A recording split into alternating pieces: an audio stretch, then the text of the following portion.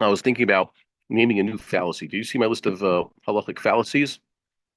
Fallacious arguments used when discussing halacha. Once, yeah. So uh, I was reminded of this. I'm going to call this Hoffman's fallacy instead of Munz's fallacy. Hoffman's fallacy is the one used by Rabbi Yair Hoffman, who writes for the Five Towns Jewish Times, and I think Yeshiva World News or Vossas Nai is one of those two. He's Hamish. He lives in the Five Towns. So his argument was you can't go to the Temple Mount because it's very clear. The Mishnah Berurah says it's usher to go into Makom HaMikdash. He brought that from Magen Avraham. And what do we see? The Magen Avraham is basically summarizing what the Rambam says. And the Rambam's saying you can't go into the Azara today because you'll get kares, because you have no business being there. But there are parts of Har Bayis you are allowed to go to. It says basically, yeah. Mikdash is not Har Bayis. Well, Makom HaMikdash is, just to know, Makom HaMikdash is not a halachic term, an exact halachic term. The Rambam calls, for example, Mikdash, many times, when he defines it, he says it's an edifice with a chutzner around it. That's minimum, like the Mishkan. And that's what they built in Jerusalem. But then they added chatzeros. And then the Rambam says in like 7 different places that Mikdash refers to what? The entire Har Bayis, which is a great extension because Har Bayis has din of Machane Leviyah. That means that in the desert was the entire Levitic camp also type of Mikdash. It says the Levites, they transport the Mikdash. A few times the Oel Moed in the Mishkan is called Mikdash also. So it's a little bit, it's inexact. It basically means that, halachically speaking, there are parts of the Mikdash you can go to. So it's what? He also expands it to Jerusalem.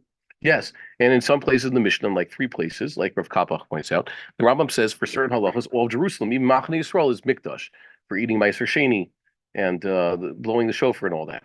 So that's Mikdash in the Rambam's opinion. The point is, Makom Mikdash, yes, you're not supposed to go to where the Holy of Holies was. You're not supposed to go to the Azara. We know that, but there are places that you are allowed to go to. But they just say that, look, because the Magen Avraham wrote a shorthand version, like there is still a prohibition of going to certain parts of Har Bayis, and the Mishnah Berurah mentions it. It doesn't mean what you say it means. It doesn't mean that it's a blanket prohibition based on tradition to go to Har Bayis. So I don't know the exact formulation of this type of fallacy is seizing on the fact that let's say a later posik will say, oh, such a thing as usser, even though there's a whole lot of nuance there and just being, there it goes, usser. One of these is the Kitnios thing, by the way. You look in, like I try to tell people, just look what the Ramah himself says in the Chayadam saying. It's actually a nuanced approach to the whole issue. And they don't just say like, Kitnios are usser on Pesach, or as my mother, God bless her, said, Kitnios are chametz on Pesach. Well, that's all you have to know. So that's why they say no chashash of kitnios and this and that, and you can't have a package. And there how many times a year do I get the question? Do I have to do beer chametz to my kitnios? Or better, people don't know about beer chametz now. Unfortunately, they say, do I have to sell my kitnios? Do I have to sell my kitnios? No, I say no. You don't have to sell anything. You shouldn't sell anything. If you have actual chametz, you should destroy it. And if you have things that are like questionably soft chametz, and your wife will be very upset at you if you throw them out, then sell those. Like I do, okay? Like my cabinet of stuff that, baking products and things. I learned my lesson the first time. But if you have bread, you shouldn't be selling it to the guy, you should be burning it. Either way, so that would be Hoffman's fallacy, to just go and say, kitnios are usser. Don't tell me that there's a way, according to the Chayadam, that if you grind your flour and use it to make matzahs, you make matzahs that are 100% matzah rice flour or 30% rice flour. So that's totally fine according to the Ramah and the Chayadam. Don't give me that. You're not supposed to eat rice, period. No, that's not what it says. Basically steamrolling the nuance, That's what it is. That's a good question, psychologically speaking. Why is it that? Is with regards to Har Bayis, they want to hear straight prohibition, no nuance.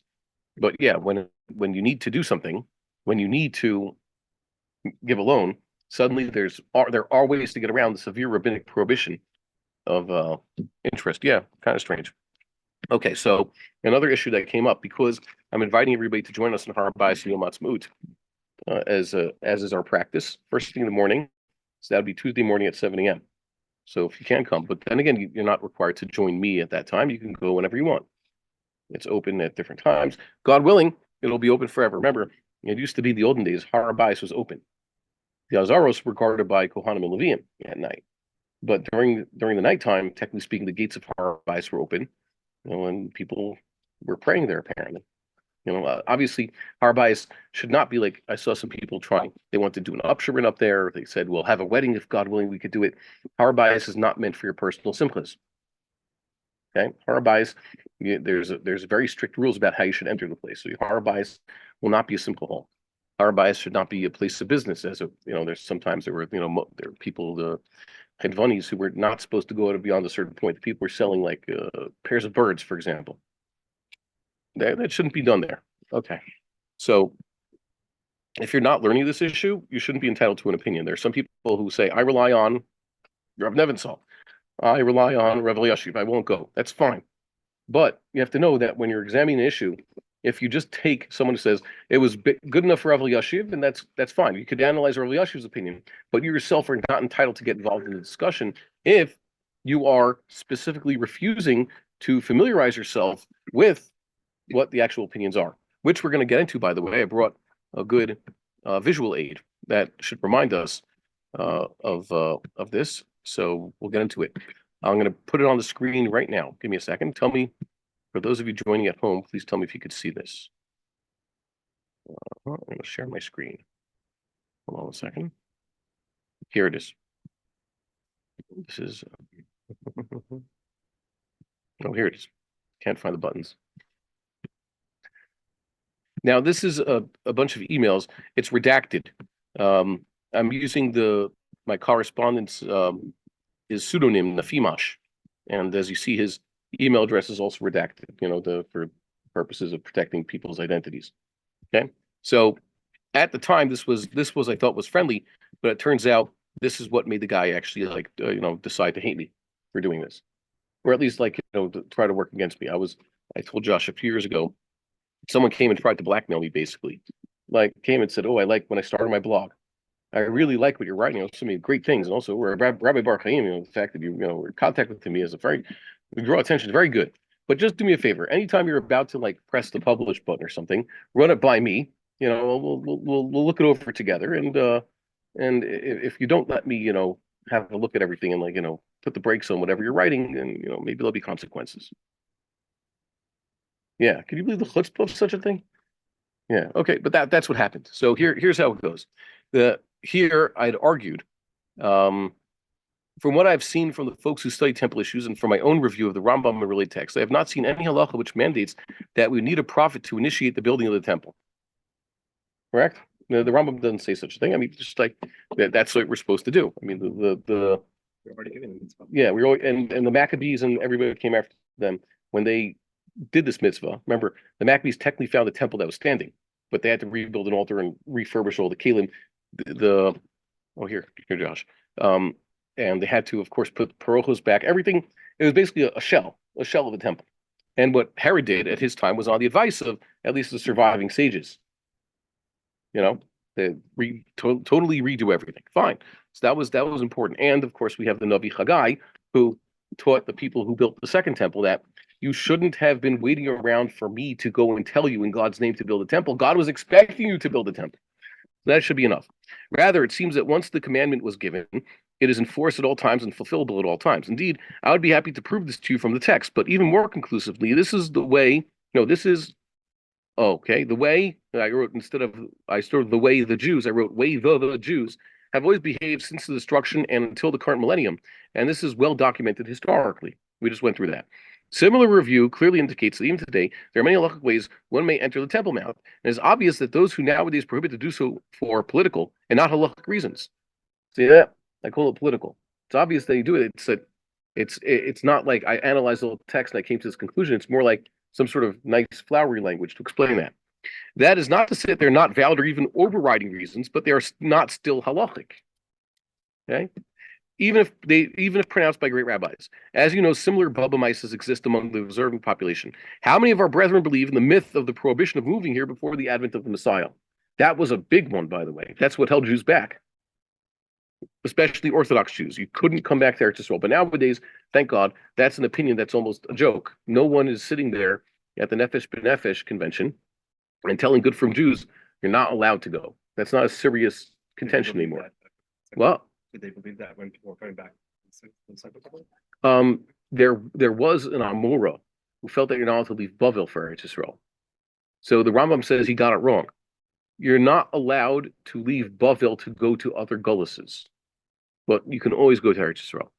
So that's an idea based on a daya in the Gemara that's rejected by Chazal. Says who was he? Was running from Rabbi Yehuda. He was trying to hide from him, right? Because he wanted it. He was going back to Eretz Yisrael, and he didn't want to tell his Rabbi, you're wrong. So Nefimesh wrote back to me, thank you for following up. Rav Avram Shapiro Zatzal said the minhag was not to go up. That's true. You know, if you looked around when Rabbi Avram Shapiro was, especially after 1967, if you looked around, you would see that Jews are not on Har Bayis. As a matter of fact, in 1966, I'm pretty certain no Jew went on to Har Bayis. No, hold on a second. But let's understand this. When Rav Avram Shapiro was a young Rav in 1960, there were no Jews going up to Har Bayis. For many years, no Jews went up. Not only that, it turns out, I later heard him speaking about this. He says minhag means that's the halacha. If there is a minhag, there's halacha. This came from the same base medrash that said that if the minhag is to sound the shofar 100 times on Rosh Hashanah, and indeed I looked in the shul, that's what they did, and that's what it says in the article Moxer, and my Moxer says that, then you must do so. You understand? You must do. There's no other way. That became the halacha, and there is no way out of it. And one who does not do so is in some sort of violation, especially the one who tells others don't do so or would dare to, have a minyan where they don't do so on Rosh Hashanah is doing some sort of sin. Okay, so not doing the minhag is a sin. You also say it's a minhag to do Well, yeah, there was a minhag. I know that's why it's fallacious to say such a thing. And when asked, Rav Nebenzahl also said not to. Rav Nebenzahl said not to go to Har Bayis. Do you think these Rabbanim said politics? Good question. I had said it's a political thing. They say no. It says Rav Avram Shapiro and Rav Nebenzahl, were they playing politics? Warmly, Nefimash. So my response to him was, yes, certainly. How could it be that the Rishonim would write all about how something can and should be done, and then they do all they can to do it, and then a period of history comes when the Muslims don't let us, and suddenly we accept it as halachic policy. Right? What changed? The very Rambam Yesodot details how to enter the temple even today, and makes it very clear that the sacrifices can even be offered today. Rambam says Makrivin. And he himself went to pray there, like others before and after him. If there was such a clear Isser, where is it written? How can that be demonstrated from Shas? Why is there a large and growing rabbinic movement encouraging Jews to ascend the Temple Mount? The date on this email, by the way, is June 4th, 2013. Fully 11 years ago. And by the way, 11 years ago, that year, I couldn't get onto Har Bayis with Jews. They did not let Jews onto Har Bayis in Tisha B'Av. So that was one of the years I stuck on, with Goyim. As is, my exploits. I told you the story. So things have greatly improved then. I know it's very slow improvement, but things have vastly improved. Now at least we could daven. That was before they allowed people to daven. So you had to walk and talk. By the way, this is not my chiddush. The Rabinoviches and others have been chepping about this for some time because the prudent policy of telling the masses just not to do it, that is, go to Har Bayis, instead of educating them about doing it right, has been shown to have caused great harm. I'm going to correct this.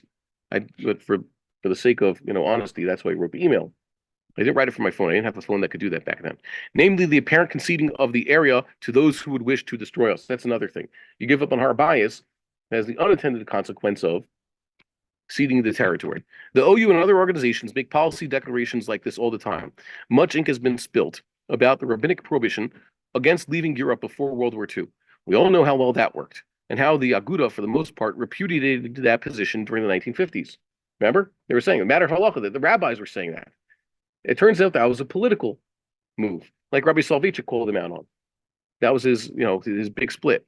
Of course, there had been those who disagreed. Today also, those who are standing up for halachic truth are getting louder. Okay, so he didn't respond to me because he didn't like the fact that I was saying it's political. But, like I'm going to show here, this isn't saying I made up. This is something that's a matter of the public record. Here, for example, is an article that you could still get, and you could find the Jewish Press's version. How come I can't see it? Where is it? Okay, this is about Rav Tendler going to Har Bayis. Now, Rav Tendler used to go to Har Bayis on a regular basis since the 1970s. Rav Moshe Feinstein has a tshuva to him, writing that, of course, there's a place in Har Bayis where people can go. So people say that Rav Moshe isn't addressing the overall issue. Yes, the tshuva is a much longer tshuva about a different topic. Rav Moshe mentions, of course, there's a place in Har Bayis that you could walk on. And it's also well known how close Rabbi Tendler was to his father-in-law. Many of the Tshuvas and the Igros Bosh are written to him, and in his later years, he lived in his house. Okay? And also the fact that he signed with his name Chatani Kivni all the time. My son-in-law, like one of my sons, and his great involvement. You can't have a man who's closer to Rabbi Moshe Feinstein except for his own children. Okay, so this is a Talmud who was brought into there. So he went, and he would always go back to his father-in-law to report what was going on in Har Bayis. Well-known parts of history. So Rav Tendler said here, the Rabbanim are not talking halacha. They are issuing a political statement. Okay, so he wrote to them. Everybody certainly, every Rosh Yeshiva and every Talmud Chacham knows exactly where a Jew may walk on the Temple Mount, thanks to the research of Reb Goren and Reb Tukachinsky.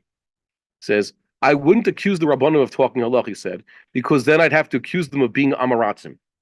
Okay? If you would say, like, they just mentioned Rabbi Yosef, you can't say Rabbi Yosef doesn't know the clear halacha, then you can't call him an Amaretz. But rather, if Rabbi Yosef said what he said, which we're going to read now, it was a public policy decision. That's what we call politics. By the way, I didn't get to tell in the Fimaj that you shouldn't be insulted when I say it's political, or when I'm quoting Rav Tendler is saying it's political. That doesn't illegitimize what they're saying. Many times we have to take what I like to more delicately call a public policy decision for a given reason. And I think it's actually quite prudent. I'll give an example. Rabbi Rabinovich and others can make a good example that this device can be used on the Sabbath for all its regular functions usually. Why? Because it doesn't involve a malach. And we've been through this before. However, I will not, except in emergency. I've been telling people now since before the war started, and I'm glad everybody jumped on board. You carry this like you carry your gun and other emergency items for emergency purposes only. Because if we were to tell people, yes, you could use your Tuma phone on Shabbos, or even your kosher phone on Shabbos, what will happen? Everybody will just be using their phones on Shabbos. And it's bad enough that many of us become zombies just by looking at this thing. You throw it on your phone, you look down, and everything, you're tuned out of the real world. It's bad enough people are like during the week. If they would do that on Shabbos, it's Nish Shabbos Gerech. But it's basically called Uvdin Dechol. The concept of don't do this Uvdin Dechol, and many things that we tell people not to do on Shabbos, or take the TV thing. Really, you shouldn't have had a TV in your house. The TV was a cult. But in America, everybody had TV. Even rabbi types had TVs. One of the things you didn't do is no TV on Shabbos. Then someone said, yeah, but if you're a New Yorker right now, it's the NHL and the NBA playoffs are happening, and a lot of the games are on Shabbos, right? So what you do is you leave the TV on in some room, you leave the volume low and all that, and it's there. You don't touch it. You just watch the TV. What's the problem? Now, I learned from my father that during war times you leave the radio on. He left the radio on in the basement to hear what's going on.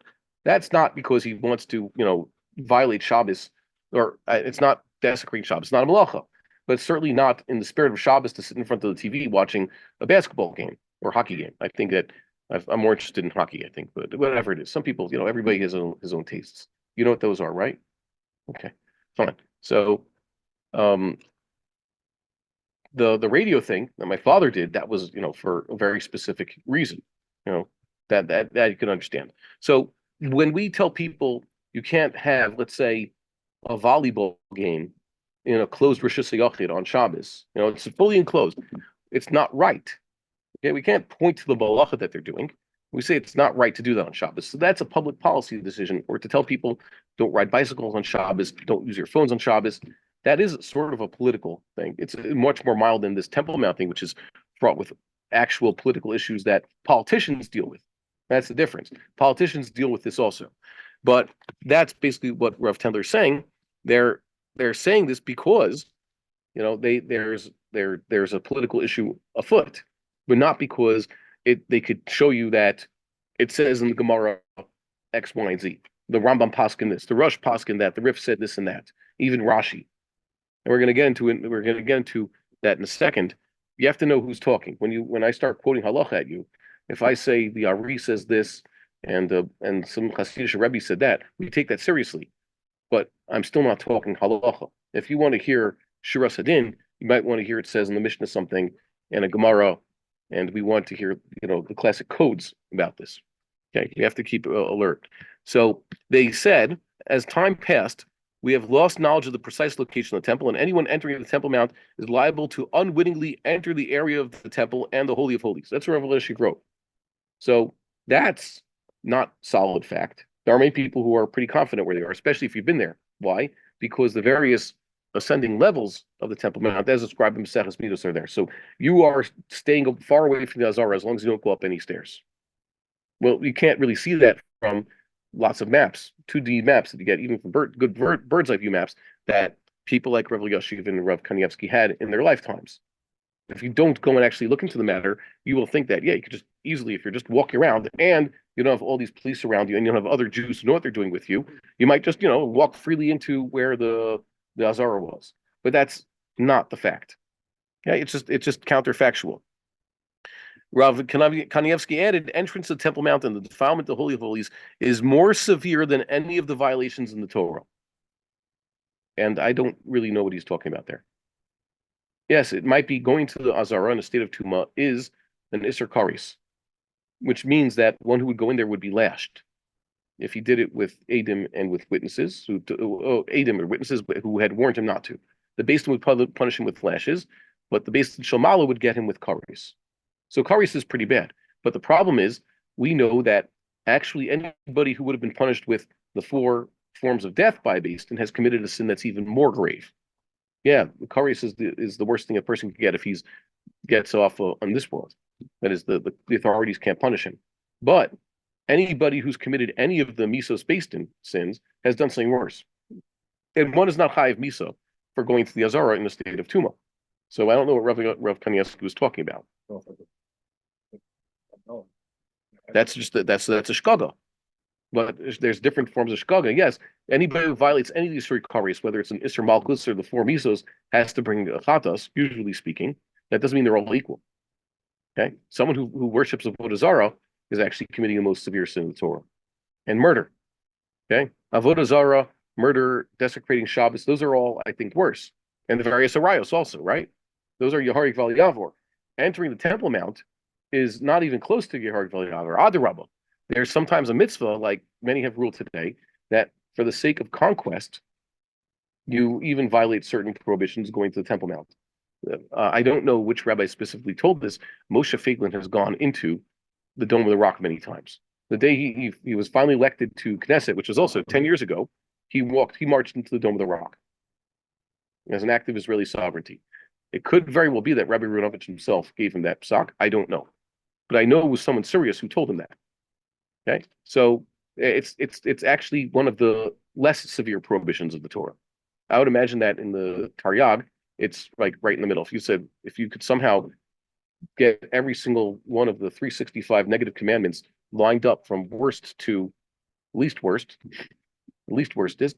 then going into the Azara would be somewhere in the middle. It'd still be in the Karis there, but it's not Chiyuv Misa. Okay, there you go. So I hope that answers those questions. So we're going to try to get to Harabayas because we're seeing more and more that this public policy decision has basically blown up in our faces. And that's what they wanted. We would like to encourage our viewers to share these videos with friends and send in your responses.